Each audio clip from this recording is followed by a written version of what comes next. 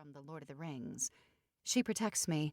She held us all together and made sure our sisterhood endured well past college.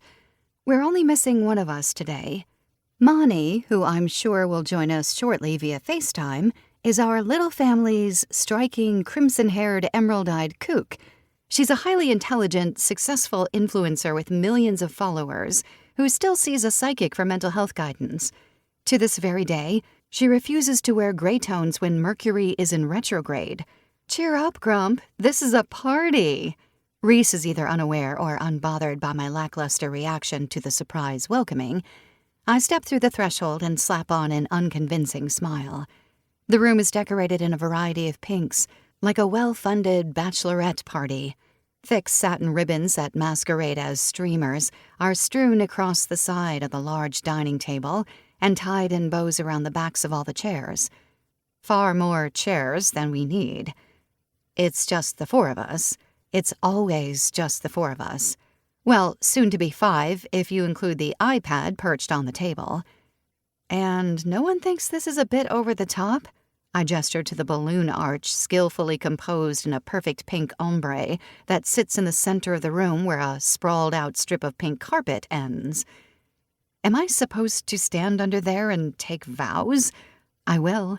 I will vow to never agree to meet these crazies for a quick morning celebration ever again. Not even a little bit. Quinn's eyes narrow at me. And this is nothing compared to my last birthday party. That was different, I argue. There was a stripper, Addie. A stripper. Hey, Pedro is a highly sought-after, exotic dancer, and he was not easy to book. So, again, you're very welcome. I press my lips in a flat line, trying not to cave in laughter. Pedro was near 40, rocked a taut six-pack, and had less hair than a dolphin. He looked like a Black Emmy Award, smooth and so freaking shiny. Reese bobs her head side to side, sending her shiny blonde curls into a rhythmic bounce. Bear, Pedro's an escort.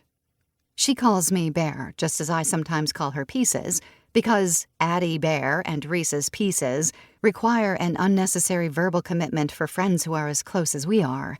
We all whip our heads around to stare at Reese. And how in the hell would you know that? She's suddenly very interested in the overhead lighting and can't possibly tear herself away from the water-stained ceiling to meet our accusing scrutiny. Anyways, I digress. Birthdays are a perfect justification for over-the-top celebrations. Boo! Quinn points her thumb to the ground. Her tongue vibrates against her bottom lip. I don't think I've ever seen her blow a raspberry in our near 8 years of friendship. That was uncomfortably unnatural. I turned 28. That's not an accomplishment. You wrote a whole book. That is celebration-worthy. It's not my book.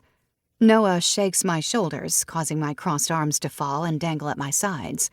To us, it will always be your book. She points to the table covered in a feisty, hot pink lace cloth. It complements the book that is propped up and displayed front and center.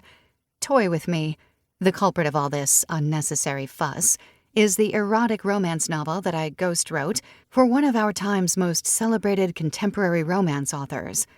I gave this project my all, my everything. Toy with Me is all I ate, slept, and breathed for the better part of 9 months. I was obsessed from conception to its birth, launch day 2 weeks ago. Call it a writer's pregnancy, and now all that's left are the blues. No baby. In the end, I had merely been the surrogate, and I had to let it go. Now I need my friends to do the same. Let it go. What did you guys do to this? I pick up the paperback book and examine the damage. Tessa Rain's headshot has been covered with an extra copy of my passport photo, taped securely on the back left corner. I flip the book around, and Tessa's name on the bottom of the front cover is crossed out with a thick black line. Adler Haley is scrawled just above in perfect artistic calligraphy. Noah's handwriting, no doubt. You guys defiled this thing. We rectified a typo. Reese grunts as she pushes on the stubborn side of a cork. They got the author's name wrong. The bottle of champagne pops with the expected bravado, but she lets out a girly squall anyways. The top ricochets off the wall on the far side of the room, and the foam topples out of the bottle.